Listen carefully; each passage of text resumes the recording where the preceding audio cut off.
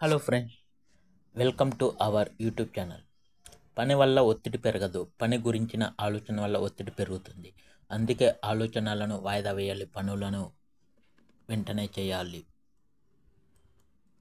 ఈ రోజు నుంచి 20 సంవత్సరాల తర్వాత నువ్వు చేసిన పనుల గురించి కాకుండా చేయలేని పనుల గురించి ఆలోచించి బాధపడతావు. అందుకే నచ్చినవన్నీ చేసేయాలి. ఇంకొక విషయానికి వస్తే, పుస్తకం నిశ్శబ్దంగా చదువుకున్నాడు శబ్దం చేస్తాడు, సీసా నిశ్శబ్దంగా తాగినోడు శబ్దం చేస్తాడు, డబ్బు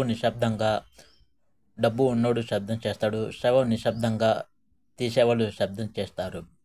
సో అన్నిటికీ మనం ఏమి చేయలేము.